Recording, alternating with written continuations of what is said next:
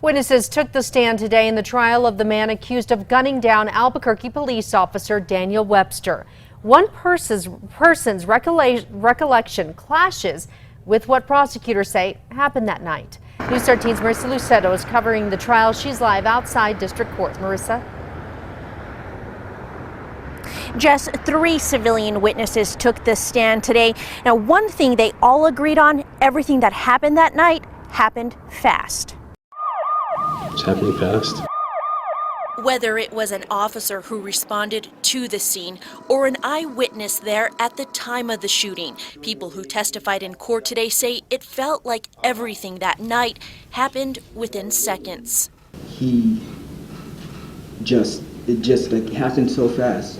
Albuquerque police officer Daniel Webster was shot and killed in October 2015.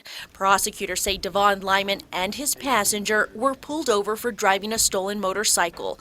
They say the ex-con refused to comply with the officer's orders when he tried to handcuff him. No, this arm won't reach back there, sir. Well, you better figure it out. While the defense has claimed self-defense. Do you think that person was behaving reasonably? I mean, he could have just given him his hand. That's what I thought. Jeremy Jaramillo was waiting for a ride that night outside the Walgreens at Central and Eubank. Lyman's defense attorneys have insisted it was Officer Webster who escalated the situation. And while Jaramillo testified he didn't think the officer was being unreasonable, he couldn't paint a clear picture for jurors of the moment the officer was shot. You never actually saw a gun.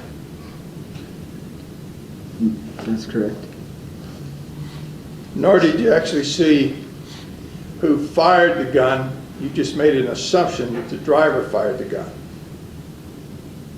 Yes. But the security guard at Walgreens that night testified he did see the shooting. Then I see his hand come over his shoulder, his left shoulder, and I see a flash and I hear a bang. But described it differently than how prosecutors say it happened.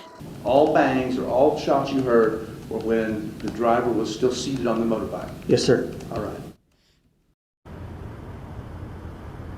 Now, prosecutors say Lymon fired 6 shots that night, but they believe he fired the last shot as he was already running away from the scene, suggesting he was making sure one of those hit Officer Webster. Back to you. All right. Thank you, Marissa. We will, of course, bring you all the latest developments from the trial on air and online and on the KRQE News app.